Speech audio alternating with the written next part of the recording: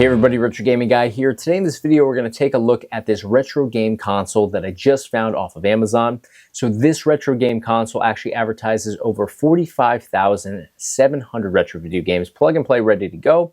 But you guys know how it is. Sometimes we find these plug and play consoles that are just too good to be true. So we've got to test it out. We're going to do a full unboxing today. We're going to do a full demo. We'll actually tour through exactly what this has to offer. So we'll see exactly what is included on here and how well it performs in the end. Let's dive into it.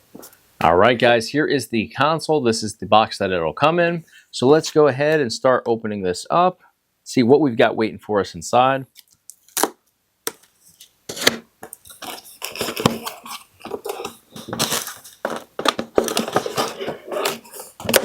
All right, so the console must be in here. I'm seeing inside here we have two controllers, PlayStation 2 style it looks like. Really lightweight, but at the end they do seem somewhat responsive. Definitely don't feel super high-end by any means. Analog sticks are, pretty lacking, but hey, if it works in the end, that's all that matters. We know going into these plug-and-play consoles that generally the controllers aren't going to be super high-end. So these do go off of USB receivers, which you can see are back in here, where you would put your AAA batteries. So it runs off two AAA batteries. And then you need that plugged into the console. So I'm going to set these aside. That's all we've got inside here, it looks like. What else? Let me see. There's some manuals down here at the bottom, actually. There we go. All right, so we've got, let's see, a little card that shows you how to navigate your operating system menu. We've got a manual for Bluetooth IR Fly Mouse with voice. So this is a remote, which I'm assuming is in here because it's not in the box. And we also have a user manual for Beelink. So this must be a little mini, the console must be a mini PC made by Beelink. So let's see what we've got in here. All right, so this is our box that our console should be inside of. All right, cool. We've got our remote here, which we just saw the manual for. Looks like an actually nice quality remote. I usually don't use remotes for these, but it certainly is an option. We have a regular HDMI cable right here, power supply cable right here. This is a 12-volt power supply. We have a micro SD card here, which is a 8 GB capacity, which is pretty small. And then here is, and it says Beelink right on there. So this is our game console, or mini PC, whatever you want to call it. Basically, it's a game console that was made from, a TV box or a mini PC. So we've got the little skull logo on there, which looks pretty cool. Let's go through the ports on here first. And we actually have a micro SD card already inserted into this. Let's check the capacity on that. We've got 256 gigabytes. So I would imagine that this has all of our games on it ready to go. And then the 8 GB is going to be probably if we wanted to use this as like a TV box. So we probably would swap that out, put in the smaller capacity one, but I'm here for the games. Let's see what this offers. Now, right next to it, we have two USB 3 ports. On the back side, we have a bunch of additional ports. We have our power supply port right here. That's where our power supply cable is going to plug in, just like so. Next to that, we have a regular USB port, HDMI port, Ethernet, and then we also have over here our audio video port. So on the side, it says Wi-Fi 6 over here. So we know that this is Wi-Fi capable, certainly. So all right, let's we'll go ahead and start setting this up. HDMI cable is going to obviously go directly into that port. Power supply right here. I'm going to plug this into my outlet, this into actually my capture card so you guys can see exactly what I see, and then the other side of my capture card will go into my TV. We'll go ahead and let me actually open this up. I'll throw some batteries in here. And of course, we're going to grab that USB dongle here, and we'll go ahead and plug that into one of those USB 3 ports, just like so. And this should be able to sync right up. So let's dive in and see how this pans out. All right, guys, so here we are jumping into this plug-and-play retro game console off of Amazon. So this advertises 45,719 games, and here we are on the all games list, and that's the exact number that is shown here. So far, it looks to be 100% aligned with what's being advertised. But we still got to comb through this, Make sure there's not a ton of duplicates here. So we've got our all games list. We'll take a quick peek at what that looks like inside here. So you can see that every single collection, or excuse me, every single title within each collection has box art or cover art of some sort. We also have the title up here in the top left corner. Right below that, the collection that we are currently highlighting, and then a description of each of the games. So we've got some N64 I can see. Looks pretty consistent throughout here. I'm also not seeing tons of duplicates. This is in alphabetical order, so we're currently in the numbers. And if we hold the D-pad right, you can see now we are, well, we're still in the numbers. So there's a lot of games on here, obviously, but let's hold it a little bit longer here. And we should hit the A titles over here first. So there's all the numbers flashing there. It does speed up the longer you hold it down. So here we are in the A titles. Now, I want to see if there's actually a jump to menu, because if you have to go title by title to find what you're looking for, it's going to take a really long time. So let me hit select on here. Sweet. So we do have these options. You don't always get these on plug and play consoles, but if you go down here, it says jump to game beginning with letter, and currently we're on A title, so it shows A, but let's say we're going into W, for example. We'll go over here to W, we'll select W, and it's going to bring us right over to the titles that begin with W, and then it's in alphabetical order. So, you know, if we were looking for like a WWF game, just as an example, we would just hold this down, go all the way to the end of the line there. So, looks to be very easy and user-friendly, so easy to navigate. Let's back out of this collection though, and let's keep it moving. So we've got favorite games over here. So no games added in here, which is a good thing. You want to be able to customize this yourself. You don't want somebody else to pick out your favorite games for you. You want to be able to add whatever you want to jump into regularly into this collection just for easy access. Now we'll keep it moving and we'll go over to the next one. So over here we have CPC 464. Inside here, 2,917 games. Now, I'm not going to jump into every single collection today. I want to go through each one and give you guys the game count, but we'll jump into some of the ones I'm most familiar with. So over here we have Amstrad GX 4000. Inside here we have 25 games. We have arcade over here. And how many arcade games? Just 11. Let's take a look at this. I see MAME is the next collection though. Usually arcade and MAME are exactly the same, so I bet MAME is a much larger collection, but let's see what 11 games are in here. So you can see laid out exactly as we saw before, title followed by the collection.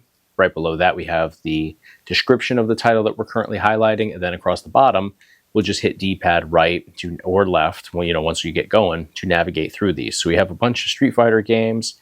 We've got Turtles in Time. Love that Ninja Turtles game. Probably one of my favorite arcade games, actually. So pretty cool selection. Only 11 games, though. But let's go to that next one. Whoops, jumping into the collection by mistake there.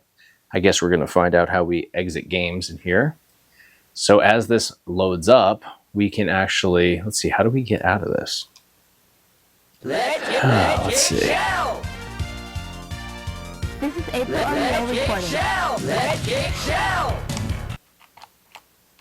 Oh, there we go. All right, so there's a mode button and then the start button. So if you hit those together, it exits you out of the game. So that's good to know. So the B button, which if you were on a typical PlayStation controller, because this isn't laid out with the symbols like a PlayStation controller would have, then you would actually be hitting the circle in order to select games that you want to jump into. Usually I'm used to hitting the X on a PlayStation style controller, so it's a little learning curve for me there. So here we are, MAME, which is arcade games. And we have 2,116 total games here. So massive amount of titles. We can go collection or game by game within the collection, and you can see consistently laid out. I'm not seeing any duplicates in here so far, which is good. So let's go in here and actually let's hit select. And I want to see if I love WrestleFest. I love WrestleMania. More so WrestleFest though. That's WW because both start with WWF. So let's go into X here and we'll just go backwards and there they are right there. So it saves a lot of time rather than being at the opposite end of the W's. So we've got WWF WrestleMania, we've got WrestleFest, we've got WWF Superstars here, and there's no duplicates. Everything is in here just once. I recently jumped into a plug and play console very similar to this, and there were literally 10 of each of those. So there were 30 games between those three titles. So you end up with a situation where you have a massive game count, but there's so many duplicates that the true count is much lower. And we're still scrolling through here and I'm not seeing any duplicates so far. So so far, I'm really happy with this. Of course, we got to make sure that the games perform properly. But so far, in terms of layout and the amount of titles offered here, everything seems to be on point. So really happy with this. I'm optimistic that we're going to get through this without any issues. Let's back out again. We'll keep it moving. Atari 2600. And I'm not going to jump into any Atari stuff today. So we'll just hit each collection and the game count associated with it. So Atari 2600, 594 games. Atari 800 over here with 2670, so 2670. Atari 5200 with 95 games. Atari ST with 854 games. We've got Atari 7800 here with 65 games. Atari Lynx over here with 82 games. We've got Wonder Swan. Wonder Swan has 114 games. Wonder Swan Color over here has 91 games. Now we have Capcom System, what looks like 1, 2, and 3, 25 games for 1. Over here for Capcom System 2, we have 31 games. This is the proper count for this. I actually saw, again, it was the same bill that I was just talking about, same plug-and-play console, and there was actually one of these collections that had 3,000 games in it, which is just totally out of whack.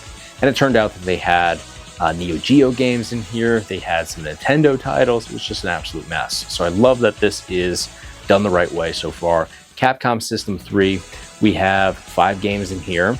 We have ColecoVision inside here, 146 games. We have VIC 20, which I'm not familiar with this collection at all, 174.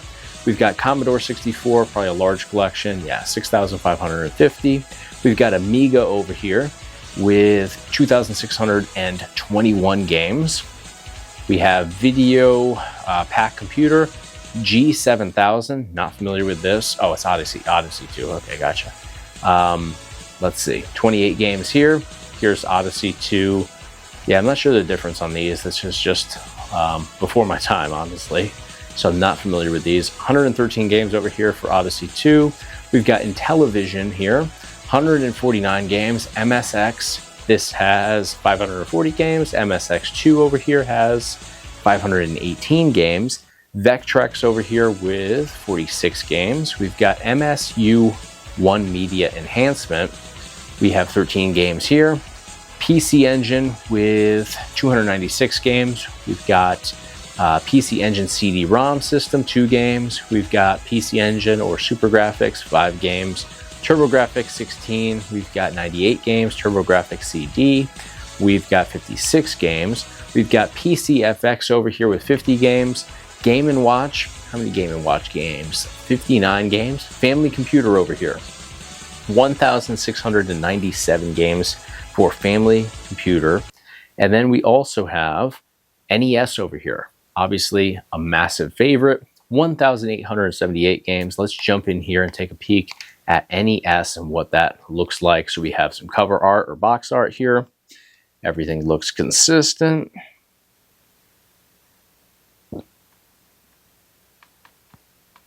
Definitely very easy to navigate.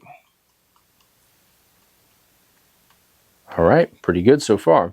We'll back out of this, and we have over here NES hacks, which is awesome to have. We have 340 NES hacks, so that's pretty cool. Let's take a look at these, see how they look. And we do have some cover art for these as well. Sometimes you don't get those with hacks like this, but looks well polished. I mean, I'm not somebody that really dives into a lot of hacks, especially for NES, but certainly cool to have on here. We'll back out. Next one over, Family Computer Disk System. So we have 209 games here. We have original Nintendo Game Boy, 1,175 games. We've got Super Famicom, 1,953 games. We've got Super Nintendo with 755 games. We got Super Nintendo hacks over here, 64 games. We've got Nintendo Virtual Boy, 33 games. We've got N64 over here. How many Wow, 461. Let's jump into N64. I keep hitting the wrong button here, just because I'm used to what would be the X button as the button to jump into collections, and it's actually the one next to it. So again, lots of games in here for N64. Let's comb through. We do have some international releases as well. A lot of US titles too, though.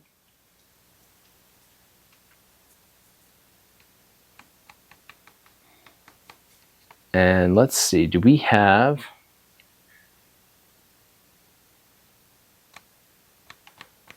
I want to see if we have the cruising games, because those are my favorite racing games, probably in general, but certainly for N64. So we're going to scroll over to, I saw we have California Speed there, but it'll be a little bit further back. There we go. We've got all three of them. So we've got Cruisin' Exotica, Cruisin' USA, and Cruisin' World over here. I'm going to test out at least one of those here when we get to the testing portion of this video. I saw Donkey Kong 64. We got some Duke Nukem, Excite Bike 64. Do we have Mario Kart 64? That's going to be the big question here, because obviously Mario games are probably the most popular for this collection. So I see we have Madden, all the Madden for N64. We do. We've got Mario Golf. We've got Mario Kart 64. We've got, let's see, Mario Party 1, 2, and 3 over here. Mario Tennis. Sweet. We've got, looks like everything now. All right, we got to give it a wrestling test here now. Let's go over to the W's. Let's see if we got WCW and the, we also want to make sure that we have WWF. So what's this one right here? Virtual Pro Wrestling 64, but it says, I see NWO and WCW there. So is that just a, I wonder if that's, it's okay. Developed by the same people who made WCW versus NWO World Tour. So it's just the, I guess, the Asian version of this game right here. Okay, so we have it, and we have also the US version, so looking good. Do we have No Mercy? We do. And I also love WrestleMania 2000. I think it's definitely underrated. All right, I mean, looking good here. This is pretty much complete. All right, we're going to test out some of these games, but let's back out for now. Keep it moving. Game Boy Color, we have 1,046 games for Game Boy Color. We have Game Boy Advance, 1,811 games. And it's a little bit high on these numbers, actually, but it's probably because we have like the bundle packs in here. I bet you if we jumped in here, we have some of those there we go. Yeah, the 2-in-1 game packs. So that accounts for the extra amount of games on here, because the true count would be a little bit less, but you can see they do have a lot of these 2-in-1 bundles in here, which, you know, you don't really need because you have the individual titles too, but you know, it's not a huge deal. All right, we'll keep it moving. Game Boy Advance hacks. We have 2 of those in here. Pokemon Mini over here with 43 games. We've got Nintendo DS, 996 games. Massive collection for Nintendo DS. I was never big into DS or emulating it, but certainly a lot of people are. So over here we have 39 games. So that's pretty cool. We've got Open Bore over here. We've got, how many games for Open Bore? 2 games. Yeah, it gets you started. What games do we have? Because Open Bore is pretty cool.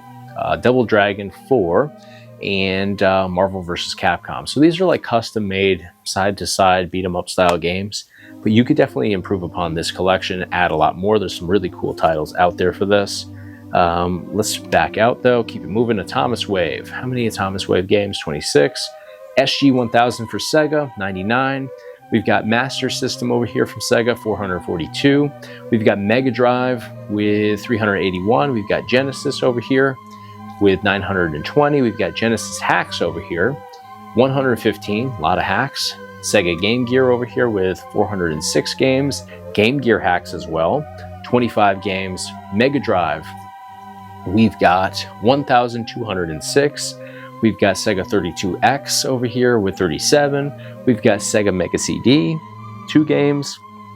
We've even got Sega Saturn, all right, 35 games. And let's see what we have for Saturn, because Saturn can be a pain to actually emulate.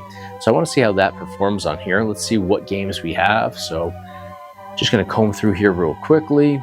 Daytona USA, Die Hard Arcade. Okay, 2 of my favorite Saturn games right there, side by side. Dragon Force is cool. What else do we have? Actually, some pretty decent games. I don't jump into Sega Saturn all that much. Sega Rally over here is cool. Sonic Jam, Sonic R, Virtual Cop 1 and 2, Virtual Fighter 1 and 2 as well. We've got X-Men, Children of the Atom, and we also have over here X-Men versus Street Fighter. So actually a really great assortment of Sega Saturn games. Usually the Saturn collections are not that great, so sweet. Sega Dreamcast. How many Dreamcast games? 6 games. All right, so not a massive Dreamcast collection. What do we have though? This is probably my all-time favorite retro game collection. If I had to choose, Marvel vs. Capcom 2, you can't go wrong with that. In fact, you can't have a Dreamcast collection without that game. Sega NBA 2K2, I actually have this game. Physical copy. We have Power Stone over here. We have Phantasy Star Online. Never played that one.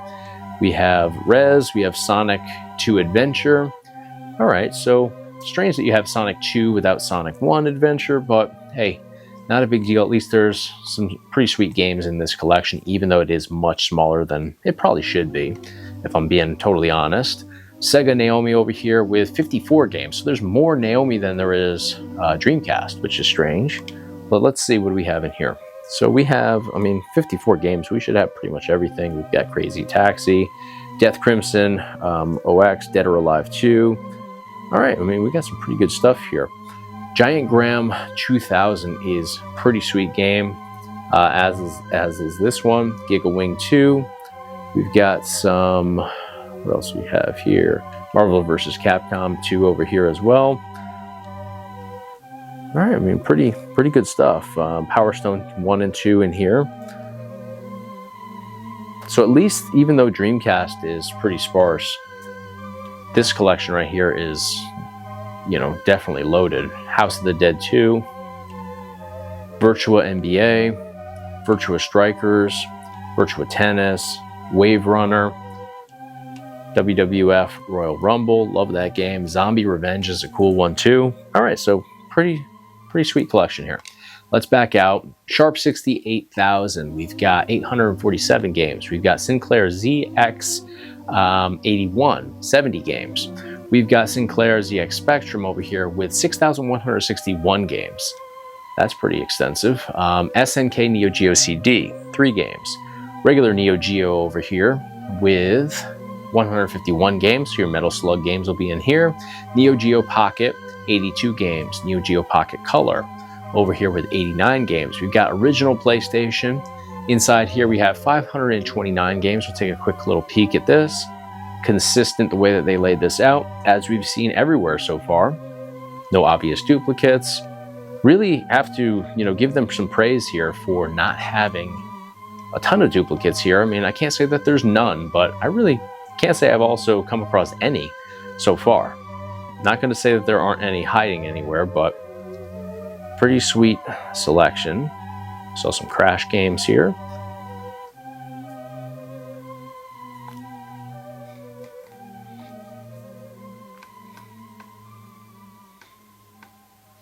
And these actually look like, are they?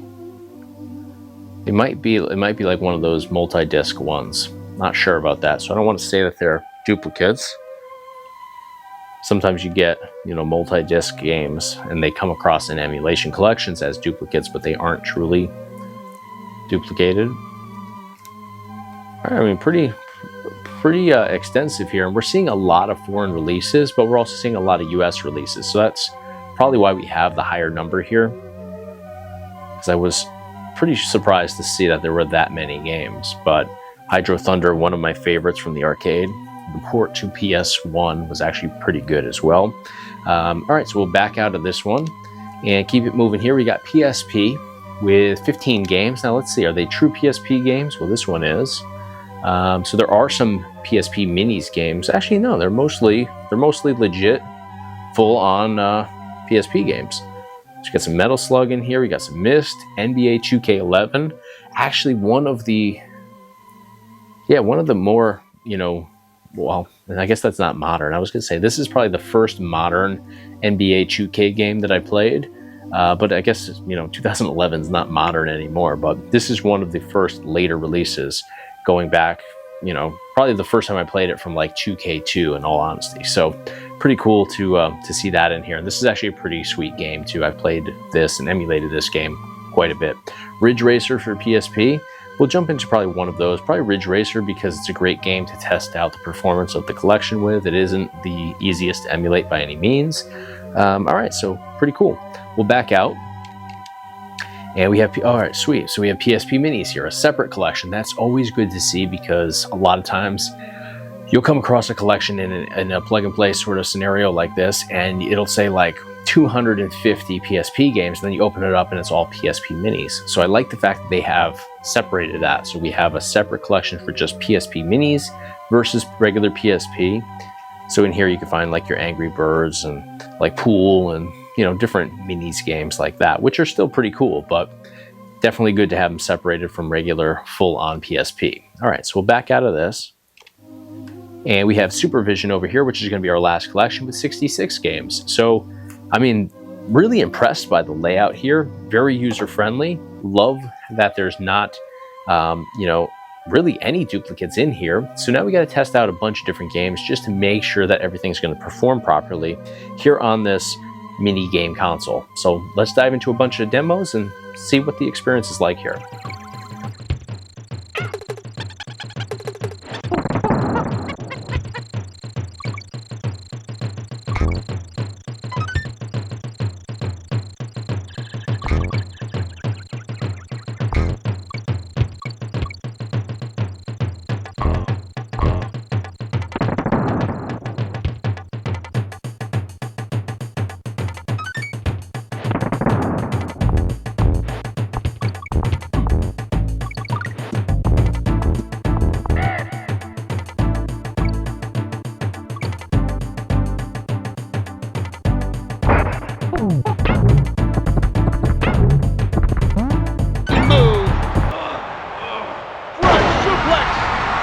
Looked like it really hurt.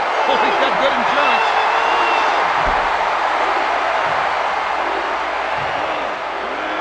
Front suplex. Goodness. The Boston Crab.